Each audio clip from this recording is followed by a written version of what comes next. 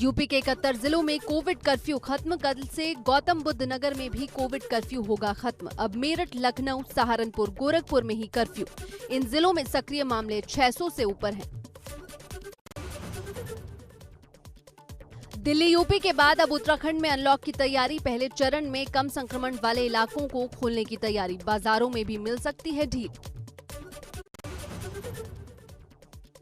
राज्यपाल आनंदीबेन पटेल से मिले यूपी भाजपा प्रभारी राधा मोहन सिंह। कई मुद्दों पर हुई चर्चा। मुलाकात के बाद बोले राधा मोहन सिंह, उत्तर प्रदेश सरकार देश की सबसे लोकप्रिय सरकार। भाजपा के यूपी प्रभारी राधा मोहन ने प्रदेश अध्यक्ष स्वतंत्र देव सिंह से मुलाकात की। मुलाकात के बाद स्वतंत्र देव सिंह बोले, योगी जी जैसा कोई मुख्यमंत्री नहीं है। साथ ही उन्होंने कहा, जितने पद खाली हैं उन्हें भरा जाएगा।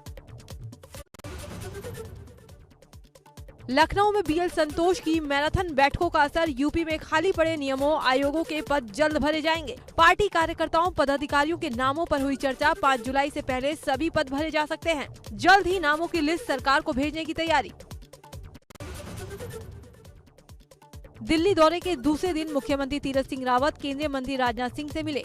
राजनाथ सिंह के निवास पर हुई दोनों की मुलाकात। इस दौरान कई महत्वपूर्ण मुद्दों पर दोनों के बीच चर्चा हुई।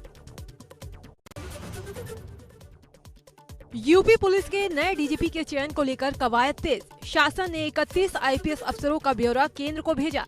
नए डीजीपी के पैनल के लिए केंद्र को भेजे 31 नाम।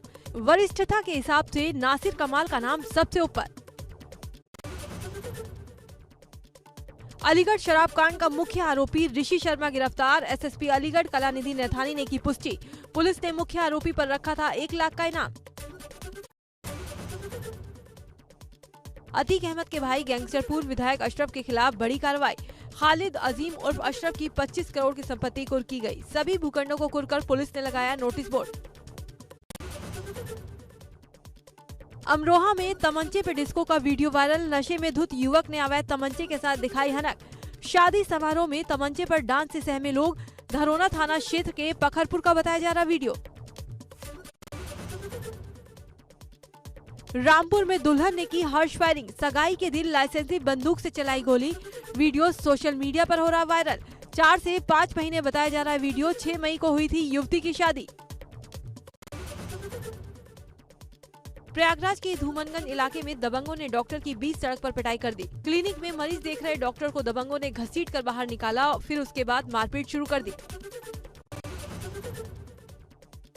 गाय का गोलगप्पे खाते हुए वीडियो सोशल मीडिया पर हुआ वायरल। वीडियो में बुजुर्ग शख्स बड़े प्यार से गोलगप्पे के स्टॉल पर गाय और बछड़े को गोलगप्पे खिला रहे हैं। वीडियो वायरल होने के बाद लोग उनकी खूब तारीफ कर रहे हैं। भारत में 2 महीने बाद सबसे कम कोरोना केस आए। स्वास्थ्य मंत्रालय के ताजा आंकड़ों के मुताबिक पिछले 24 घंटों में 1,14,460 नए मामले रिपोर्ट। 2,667 मरीजों की मौत। 1,89,232 लोग जीते कोरोना से जंग। 77,449 एक्टिव केस कम। 5 जून तक देश भर में 23,13,22,000 वैक्सीन की खुराक दी गई। 24 घंटे में 33,53,539 टीके लगाए गए। इसके अलावा एक दिन में 20,36,000 कोरोना सैंपल टेस्ट। अब तक 36,47,00,000 के पार कोरोना टेस्टिंग। देश में कोरोना के मामले 2,88,09,339 हो चुके हैं। इनमें से 2,69,84,741 लोग ठीक हो चुके हैं। एक्टिव केस की तादाद 14,77,799 हुई। अब तक 3,46,759 लोग गंवा चुके जान। यूपी में कोरोना के 1100 नए मामले सामने आए। कोरोना के एक्टिव केस है 17,000। अब तक 2,23,00,000 लोगों का वैक्सीनेशन हो चुका है। 31 लाख से ज्यादा युवाओं को लग चुकी है वैक्सीन। प्रदेश में 24 घंटे में कोरोना के 3,10,000 टेस्ट हुए। लखनऊ में कोविड की तीसरी लहर को लेकर तैयारी। बच्चों के लिए अस्पतालों में 308 बेड तैयार। केजीएमयू में 156, बलरामपुर अस्पताल में 40 बेड, सिविल अस्पताल में 15 और लोक बंधु अस्पताल में 60 बेड बनाए गए।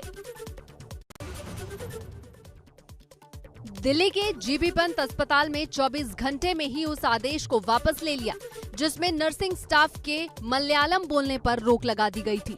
दिल्ली सरकार ने जीबी पंत अस्पताल के एमएस को नोटिस भी जारी किया था।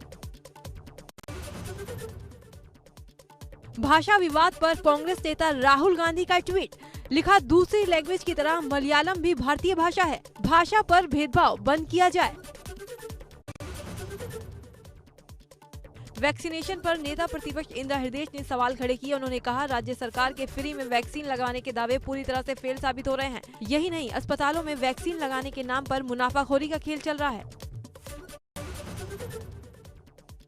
गाजीपुर के पूर्व सांसद मनोज सिन्हा ने 25 ऑक्सीजन कंसंट्रेटर जिला स्वास्थ्य विभाग को दिए। उन्होंने कहा, तीसरे फेज में कोरोना संक्रमण से लड़ाई में ऑक्सीजन कंसंट्रेटर काफी अहम रहेगा।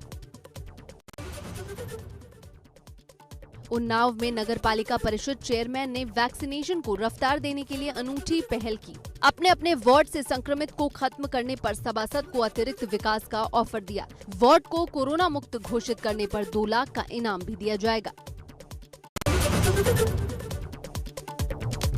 मुख्य चिकित्सा अधिकारी मुरादाबाद के कार्यालय के बाहर गंदगी का लगा अंबार। स्वास्थ्य विभाग की लापरवाही से कोरोना जांच में इस्तेमाल होने के बाद किट भी भारी संख्या में मुख्य चिकित्सा अधिकारी के कार्यालय के पास पड़ी दिखी। कूड़े में पड़ी इन जांच किट से संक्रमण फैलने का खतरा। अमरोहा की नगर पालिका क्षेत्र में सैनिटाइजेशन विशेष अभियान चलाया गया। 2 दिन के वीकेंड लॉकडाउन में जिले के 5 नगर पालिका क्षेत्र में नगर पालिका की तरफ से सैनिटाइजेशन अभियान चलाया गया। मुरादाबाद में दिखा आग का तांडव। रामपुर रोड पर मोम फैक्ट्री में लगी भयंकर आग। कुछ ही देर में फैलने लगी आग की लंबी लंबी लपटें। मौके पर छाया धुएं का गुबार। कटघर थाना इलाके की घटना। आग लगने की सूचना मिलते ही दमकल विभाग की टीम और पुलिस प्रशासन घटनास्थल पर पहुंचा।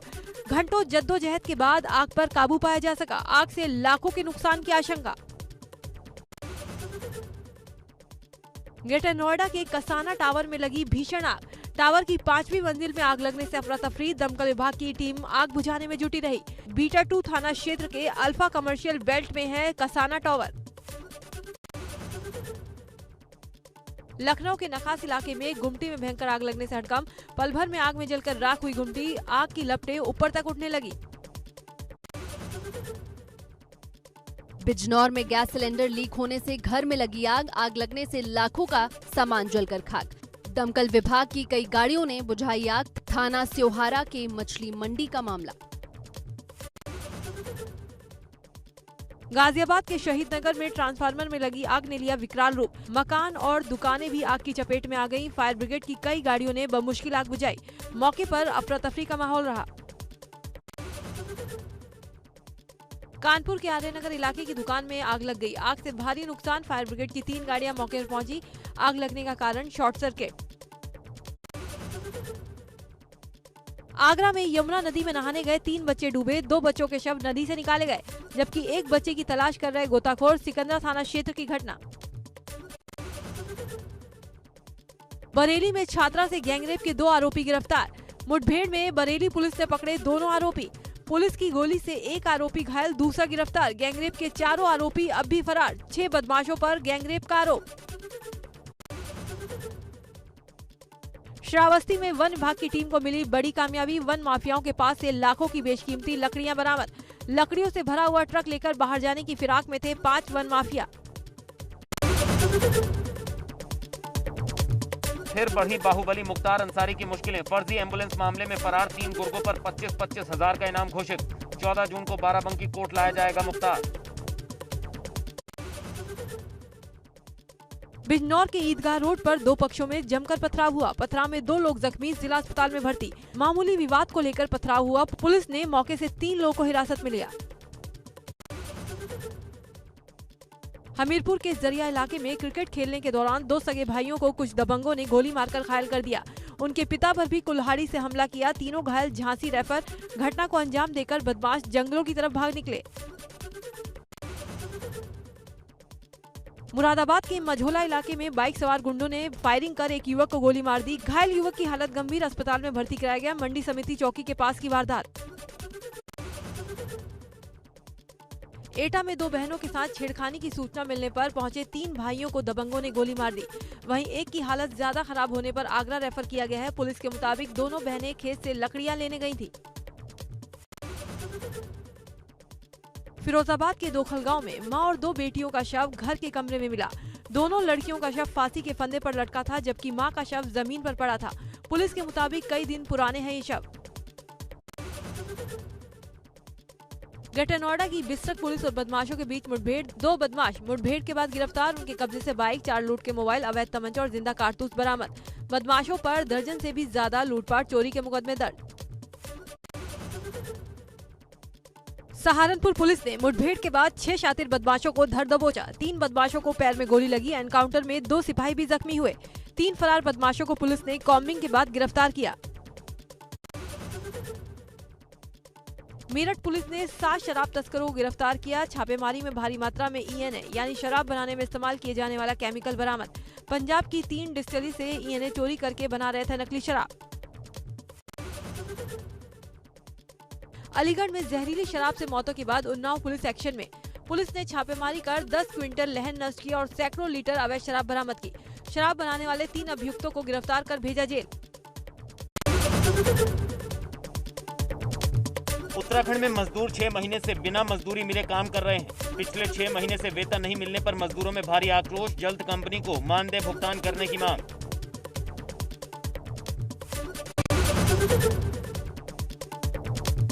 हरिद्वार देहरादून नेशनल हाईवे 72 पर नेपाली फार्म के पास बन रहे टोल प्लाजा को फिलहाल स्थगित किया गया है। केंद्रीय परिवहन मंत्रालय ने राज्य सरकार के अनुरोध पर लिया फैसला।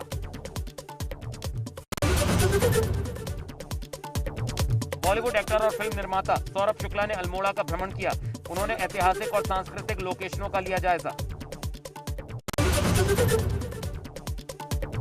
कोटद्वार में देवी मंदिर के पास प्रमोद कॉलोनी के लोगों ने एक अस्पताल प्रबंधन पर कॉलोनी के रास्ते का व्यावसायिक उपयोग करने का आरोप लगाया। लोगों ने अस्पताल प्रबंधन के खिलाफ कार्रवाई की मांग को लेकर किया प्रदर्शन। SDM को सौंपा ज्ञापन।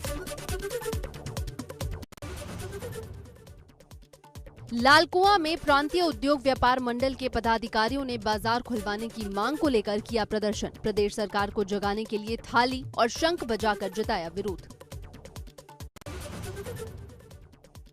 वाराणसी के पंडित राजन मिश्र कोविड अस्पताल के बाहर हंगामा।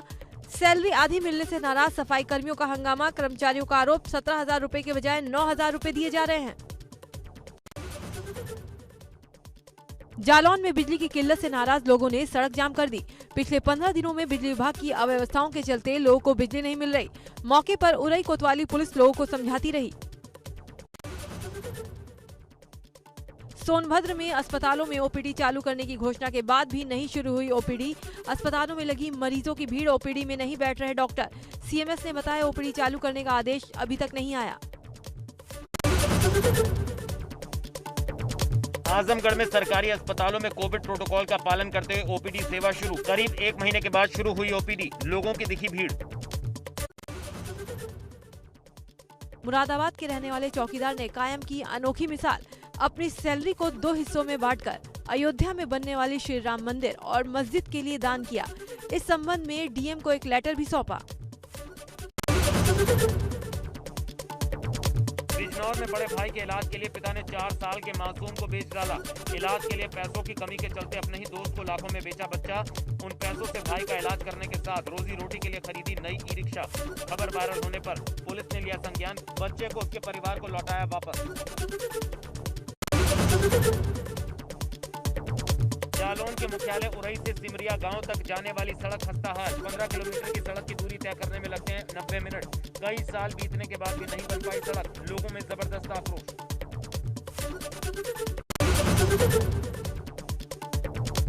सहारनपुर के कस्बा बिहारीगढ़ में फर्जी ट्रांजिट पास केंद्र का हुआ भंडाफोड़। खनन से भरे ट्रकों की चेकिंग के दौरान हुआ खुलासा। दिए जा रहे थे फर्जी ट्रांजिट पास। सीतापुर में संपन्न हुए पंचायत चुनाव की मतगणना के नतीजों में बड़ी गड़बड़ी होने का सनसनीखेज मामला। ब्लॉक हरगांव के RO ने BDC को 2 पदों पर 4 लोगों को जिताया। SDM ने दे दिए मामले की जांच के आदेश।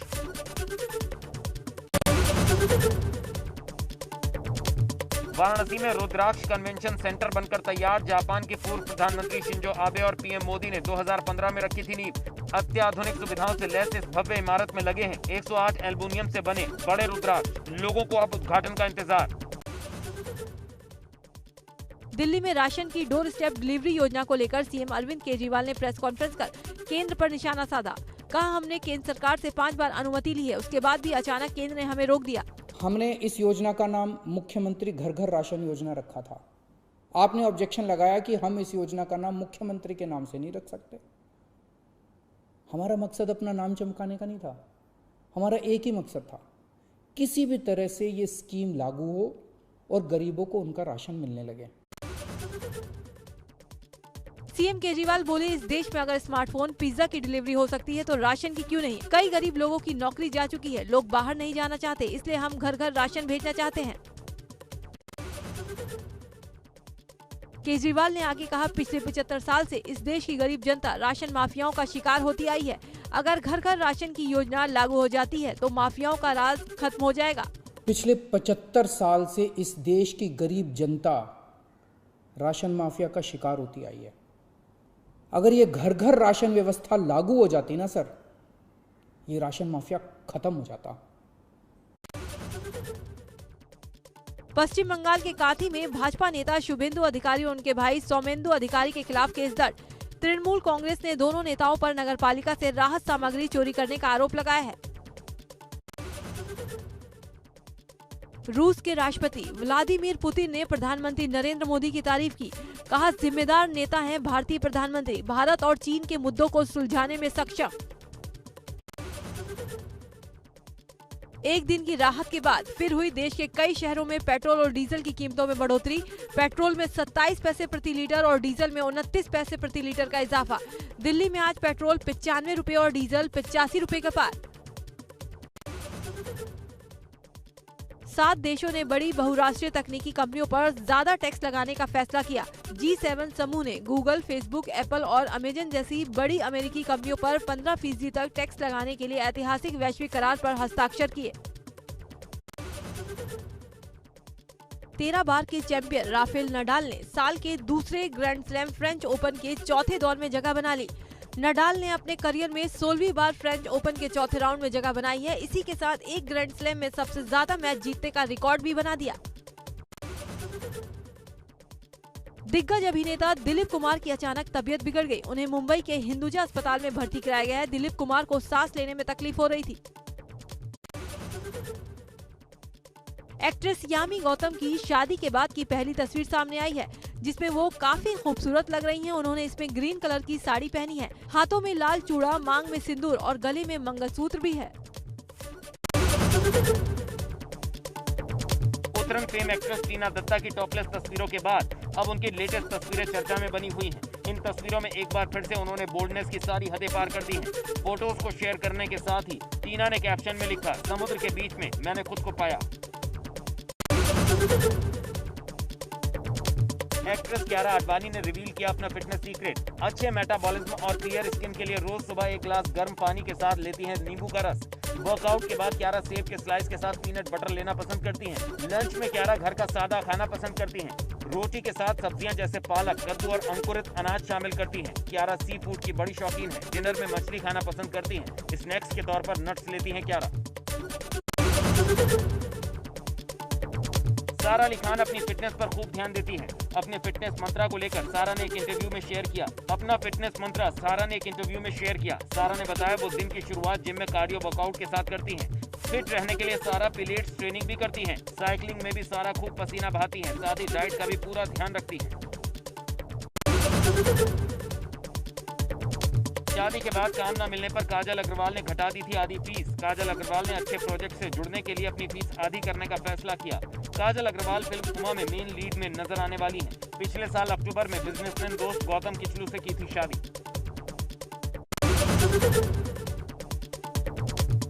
आर चोपड़ा की महाभारत में भीष्म पितामह का किरदार निभाने वाले मुकेश खन्ना अब अपना comedy show the Mukesh Khanna show लेकर आ रहे हैं। इस शो के लिए उन्होंने कॉमेडियन सुनील पाल के साथ एसोसिएशन किया है। इसकी जानकारी उन्होंने सोशल मीडिया के जरिए शेयर की। साथ ही सुनील पाल को इंट्रोड्यूस करवाया। बॉलीवुड के एक्शन स्टार टाइगर श्रॉफ ने फनी वे में इंस्टाग्राम पर कुछ वीडियो क्लिप पोस्ट किए, जिसमें वो स्टंट सीन में बार बार रीटेक दे रहे हैं। पहली क्लिप में शर्टलेस टाइगर तेज हवा के कारण सीधे खड़े नहीं हो पा रहे हैं, जिससे उनका पूरा सीन बार बार रीटेक पर चला जाता है।